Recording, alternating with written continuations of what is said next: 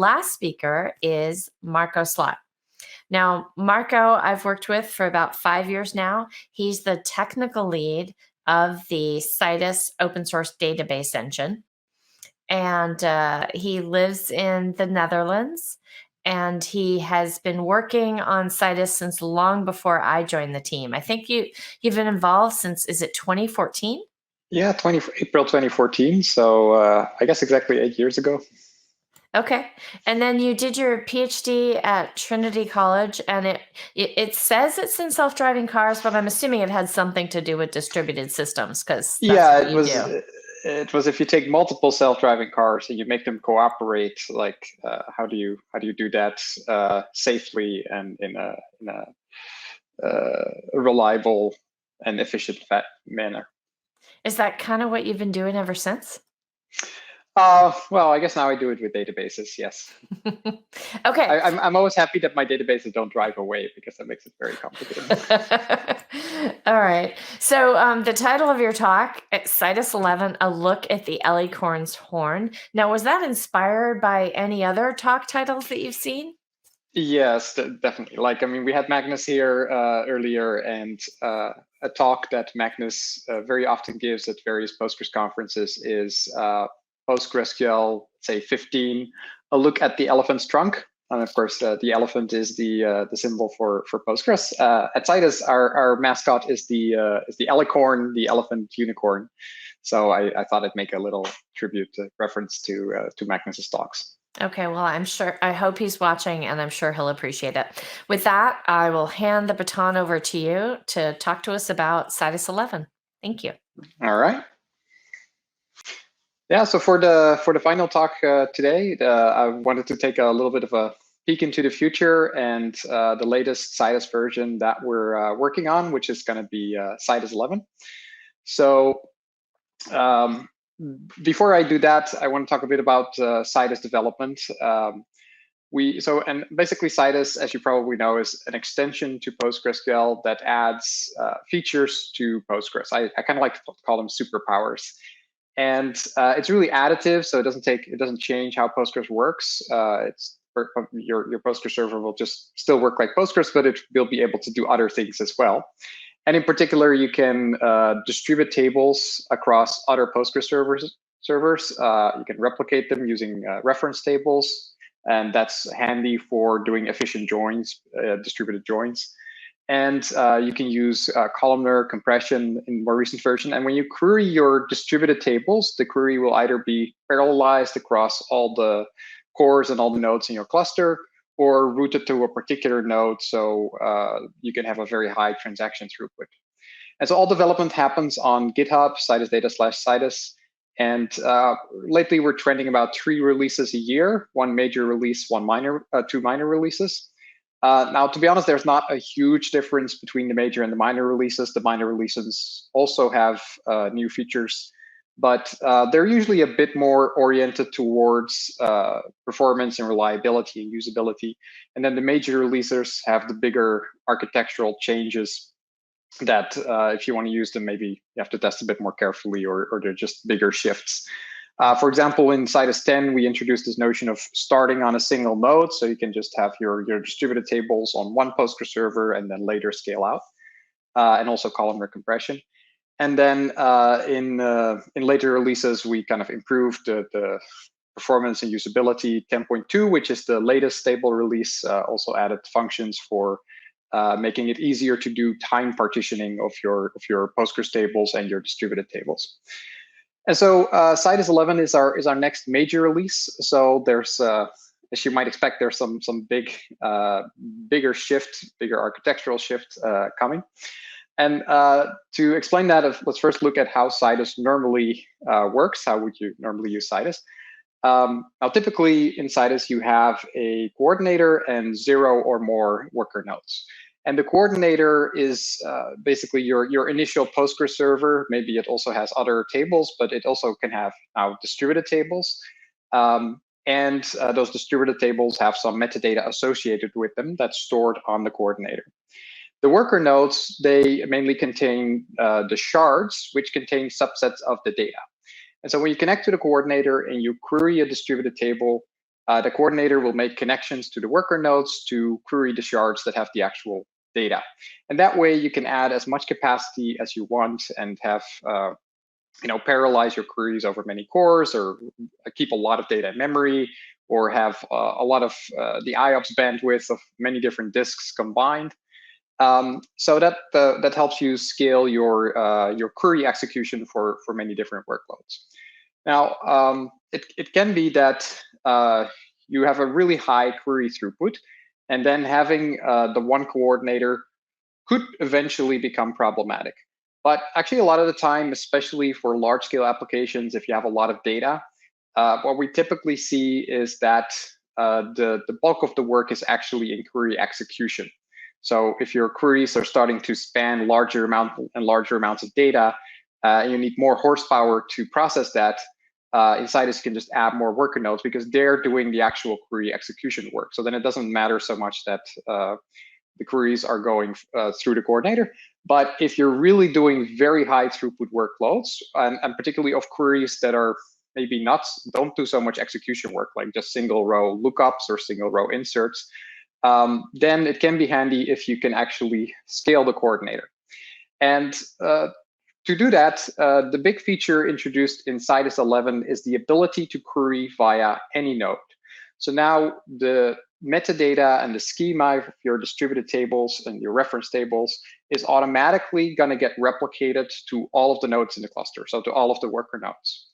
And you don't have to do anything to enable that. It will just work automatically. It also doesn't really have a downside. I mean, maybe strictly speaking, it adds a few milliseconds to some of your DDL commands, but they usually take a bit longer anyway. And then your application, if it wants to do a query, well, either you could still do everything via the coordinator as you normally would, or you could run your queries via any of the worker nodes. The only restriction right now is schema changes, DDL commands, new distributed tables. That still needs to happen on the coordinator. So the feature that enables querying from the worker node is this automatic schema and metadata syncing. It's actually under the covers. It's a pretty huge feature, but we try to do a lot of work to make sure you don't really notice it at all. So nothing changes about how you use Citus, how you set up your schema. So if you want to create a distributed table, you first create a regular Postgres table, and then you call create distributed table. This is how Citus always worked. Create distributed table goes and creates the shards on the worker, but now it also replicates the table schema to all the workers. And it includes the sequences and constraints and indexes and any, like if your table has a default expression that calls a function that you defined, it replicates the function. So automatically everything will show up on the worker nodes, and whichever node you connect to will actually look exactly the same. This also makes some existing scenarios a bit easier. So in the past, if you created your own function and then used it in a distributed query, that query will get executed on the worker. So the filter, the where clause with the function call will get pushed down to the shards. But then if the function, in the past, like the function wouldn't exist yet on the worker, so you would get an error and you would have to do an extra step to create the function on the workers. That's no longer necessary. Every function you create automatically shows up on the worker, and same for other database objects like types and other things. So even if you're just using the coordinator, just makes your life a little bit easier. And what then the net effect of that is that every node effectively looks the same. So whether you connect to a coordinator or any of the workers, you'll see the same set of distributed tables. You can query from them, you can insert into them. The only thing is that you can only do your DDL commands. Let's say you want to add a column, you still need to do that from the coordinator. Hopefully we can resolve this in the future, but currently you need the coordinator for that. The other thing to note here is that in the pictures I showed, the workers had shards. Those are regular Postgres tables, but when you connect to a worker, we don't show them to you anymore. And that's because we've had a lot of users kind of get a little bit confused by the shards. Like there are these tables that you didn't create that contain a lot of data, and we've seen users try to drop them or truncate them, and that's not a good idea. And it also confuses some applications. Even pgdump gets a little bit confused if there's shards in the listed table. So we now quite aggressively hide the shards from different applications. And there's a setting that you can disable if you do want to see the actual shards that contain your data. Now, if you start querying your distributed tables from different nodes, it becomes a little bit trickier to know what's going on in your cluster. And therefore, we added several very nice views for giving you a global view. Of course, you still have pgstat activity, which shows you everything going on one node. So if you connect to a node and if you query pgstat activity, you see everything that runs in that node, but not what runs in other nodes. So for that, you can use Citus stat activity. So that is basically the concatenation of all the pgstat activities from all the nodes with some extra information like the node on which queries are running. And then there's Citus dist-stat activity, which just shows you the queries being sent to the database by clients on all the different nodes. And here's an example of querying Citus dist-stat activity, where you see queries that my application sent to the database. There's a very silly query here with a count and a pgsleep. So maybe I want to do something with that query, cancel it. And then a useful concept I can use is the global PID. So this is a new concept in Citus 11. And basically, every connection that a client makes to a database server will have its own global PID. And then Citus, when it queries shards, which are also just regular Postgres tables, it makes additional internal connections to those other Postgres servers. And those connections will also have the same global PID. So it associates the thing that the client is doing on the distributed table with everything that Citus is doing internally. For example, I can take this global PID and look at Citus stat activity to see the internal queries that Citus is doing on the shards in parallel and see what those queries are doing. Are they stuck? Are they taking a long time? And what's neat is that I can also take this global PID and pass it into the pgcancel backend function if I wanted to stop this query.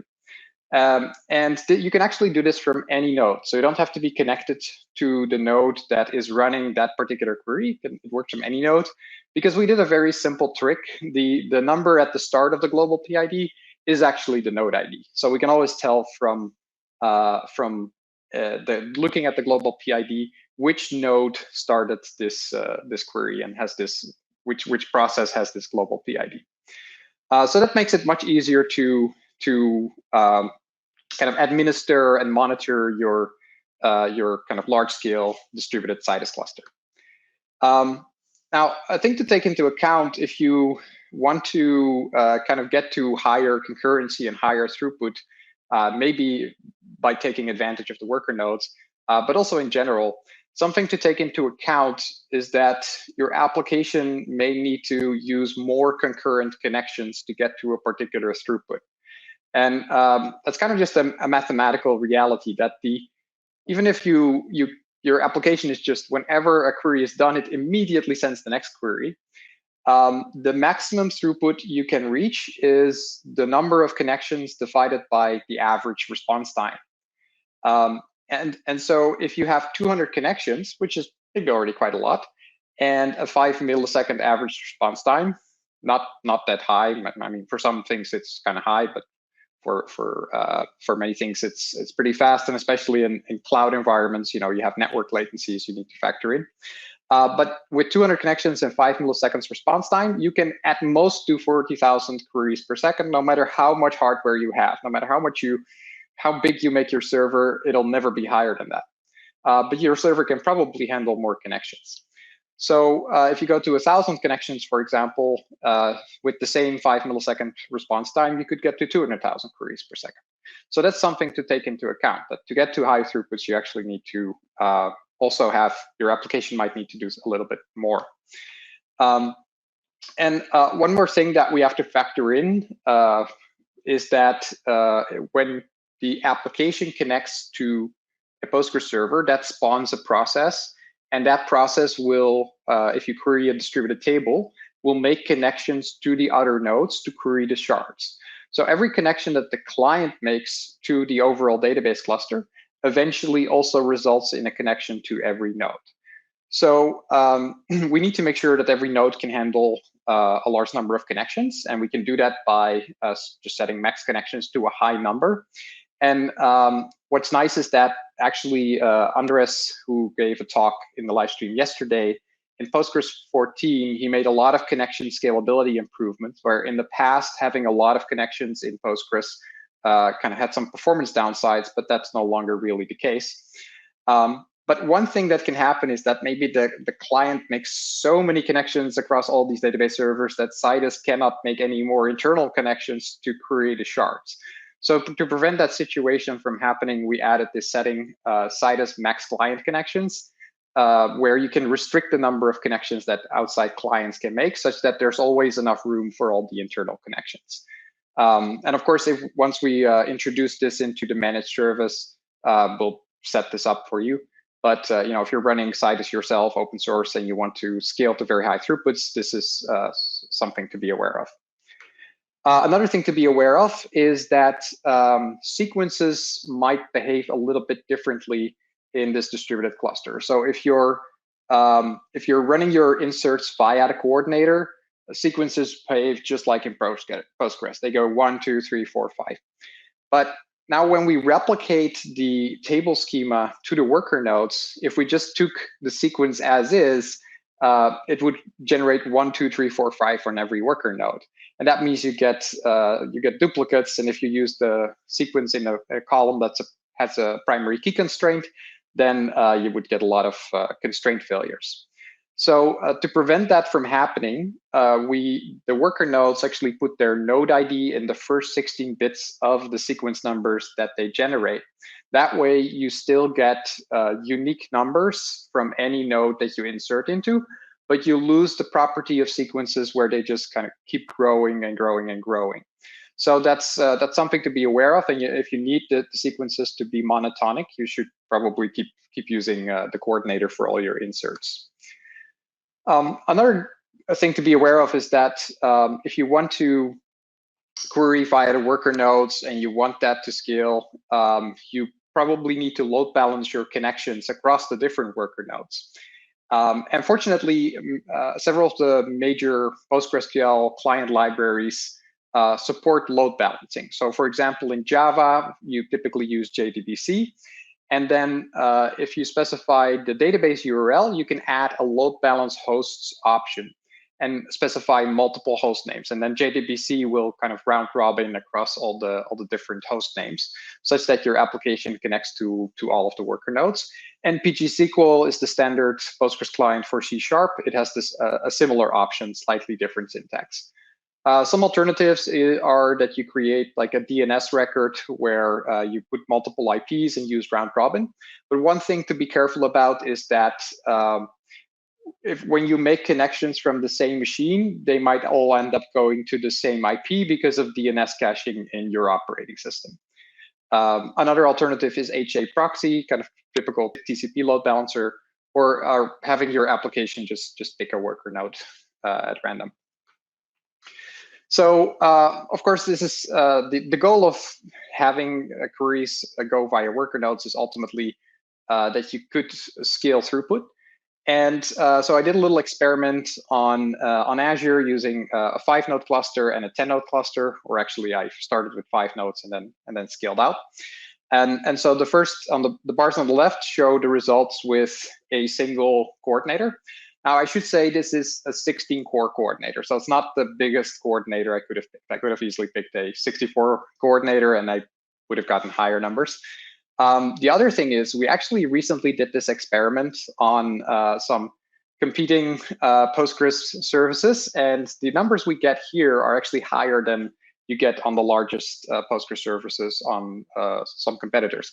So, and because this inserts per second number is actually really high if you consider that this benchmark, YCSB, when it does inserts, it does like 1 kilobyte, actually slightly more than 1 kilobyte insert. So these are really large inserts, like when you're inserting very large JSON objects into a database. And on the right, we see what happens if I query via the worker nodes. I can get easily 100, 200,000 of those very large inserts per second. So if you have that kind of a workload where you do a lot of single row inserts or a lot of lookups, this can be helpful. In general, for data loading, we do recommend to use the copy command, which is batch loads, for example, a CSV file, and that's often much more efficient than individual inserts. But sometimes that's just difficult to do from the application perspective. And so overall, querying from worker nodes is a very useful new feature that's coming up. And pros are that you get better scalability for inserts, for lookups, for CRUD operations. I didn't talk about it much, but sometimes we see analytical queries that merge a lot of data together on the coordinator. For example, they have CTEs, which return very large results, and then join them together. That can put some amount of pressure on the coordinator.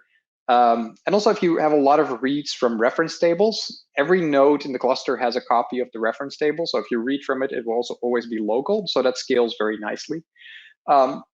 But the downside is that you do need some separate URLs for schema changes and queries. So your schema changes should still go to the coordinator, but the rest of your application can use any node. You may, if you scale out, maybe you need to update those URLs. And also your sequences behave a little bit strangely. So with that, I want to switch to a short demo I recorded. So if we can switch to the video. Yeah, so here, this was actually using the cluster that I used for the benchmark, but on the left, you see me connected to the coordinator, and on the right to the worker.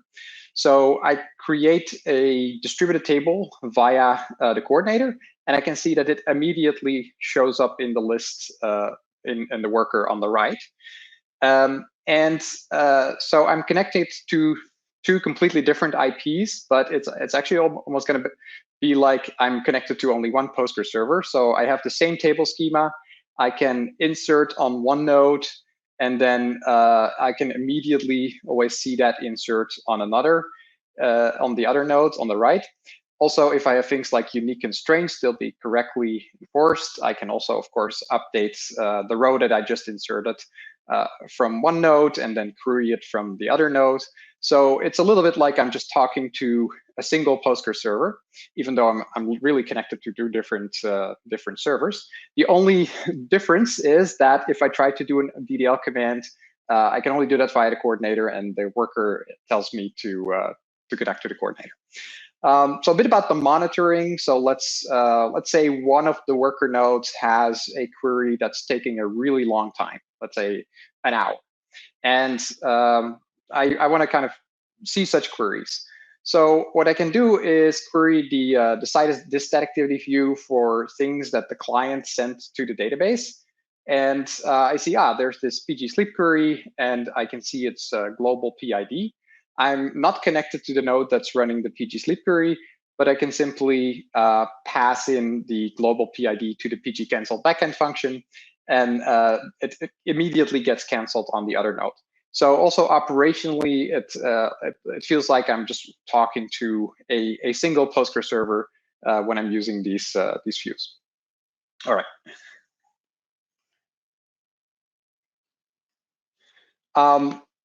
So finally, some like bad news, though I don't think it really affects anyone. So we deprecated a few features. This is something we would only do in a major release, but we are generally very much optimized for backwards compatibility. So we only do this if we really feel this is not going to affect many users. One feature we deprecated is append distributed tables. This was the original way of distributing tables in Citus very, very long time ago, where every time you load data, you create a new shard. It was a nice-ish model for append-only data, but it didn't work well with many like relational features such as co-located joins and foreign keys. And since then, Postgres has also added partitioning, which is actually much nicer for append-only data. So nowadays, we just recommend people use the default hash distribution optionally with time partitioning. we also deprecated distributed C-store FDW tables. So C-store FDW was our first attempt at adding columnar storage to Postgres, but it had some limitations. And the recent versions of Citus have the columnar table access methods, which works much nicer than C-store FDW. So we recommend switching to that. Finally, we had a feature where shards are, or we still have a feature where shards are logically replicated. So this is separate from the replication we do within the managed service, where each disk is like 6-way replicated, and you can also have a hot standby. But Citus could also do some logical or some statement-based replication where inserts would go to 2 replicas, but then if they failed on 1 replica, we would invalidate that replica, and you'd have to do some expensive repair process. And that never really worked well. So we removed that part, and now you can still use shard replication, but only for scaling reads, if you really have a very high read throughput on particular shards, for example. So the good news is that everything I talked about, even though Citus 11 isn't out yet, we did actually already release the Citus 11 beta. So if you want to play with the new superpower, all the functionality is available. I wrote a blog post about it. You can find it at aka.ms/Citus11 beta with the installation instructions, a link to the release note, and more information about all the features that are included. And with that, I want to hand it over to questions. Awesome. Thank you. That was great. I loved it. I think everybody who uses Citus is going to appreciate this talk. I know you wrote a blog post already about the Citus 11 beta, but I feel like you dove even further. And then, of course, having a demo, that's always different, like being able to see it. I do have questions. I'm looking them up. You've just got to forgive me here. Okay, so you talked about the pros and cons of being able to query worker nodes. This question is about when you should use this new capability. Who's going to benefit in what situation for querying worker nodes? Right. Yeah, I mean, the simplest way of using Citus remains just do things via the coordinator. It's probably scales very far. But there are particular types of workloads, particularly these kind of very high throughput CRUD workloads. Actually, in Size Talk, in the first live stream, we also talked a little bit about that. It's kind of the kind of workloads where you traditionally use the NoSQL database. Those are a very good fit for querying by the worker nodes because the execution time is pretty small compared to the coordination time. So it puts relatively a lot of pressure on the coordinator. So for that, querying from any worker node is a good thing. We also do have some users doing analytical queries that do relatively a lot of processing on the coordinator. So then it can be useful, but in that case, I would recommend just start with the coordinator and know that you have this option later. Okay. All right, and then I remember when I first joined Citus 5 years ago, there was already this thing called MX that was in beta. And so I know people out there who have read about it are probably wondering, like, well, is this thing that you're talking about MX? Is querying any worker node equal to MX? Right. That's a good question. So I would say yes, it is, but the thing is, like, in the past, we already had some abilities to query via worker nodes, but it was kind of almost like a different mode with many more restrictions that you didn't normally have. So okay. So we did have some users who used that different mode that we called MX, but it wasn't very mainstream. But now there's only one mode, which is you can always query from any node because we made everything kind of work seamlessly and synchronize your schema automatically to all the nodes. So MX is gone. It's now just Citus, and you can query from any node. Okay. So what's next after Citus 11? Yeah, good question. So I mean, in a way, our goal is always to make the experience of using a distributed table or reference table, like the experience of using the scalability feature, very transparent. So everything should just work like it does in Postgres. So there are still a few SQL limitations and a few DDL limitations that we'd like to address, and Okay. there's a long tail of things that are a bit harder to do in a distributed environment around foreign keys. So that's something we're always working towards. Better data management, like making it easier to scale out your cluster, is something we always are working on. I'd like to get to also just being able to do the DDL from any node, so you don't have to make this distinctions. So these are kind of some of the streams we're working on towards future releases. Awesome. All right, I think we have time for one more question. From the Discord, is it possible to have a coordinator replicating things between an on-prem server and a cloud server? That's a very interesting question. I always kind of think of it like with those kind of questions, my engineering brain always starts thinking about how I would set it up, and it's definitely possible. It's definitely hard and not something that works out of the box. Like there's different tools you could use. It could make sense to just use a more physical replication and archival, and one side pushes archives and the other pulls it. There's some other options. So it's definitely not something that Citus gives you out of the box, but anything is possible on Postgres. Got it. Well, I really appreciate you being part of this. You were on the talk selection team, and you also generously contributed a proposal that everybody wanted to hear about. And I think that's because Citus is interesting in the way that it does create a distributed Postgres solution for people. So, but I'm biased. I've been working on this thing for a number of years now, and you're biased too. Definitely.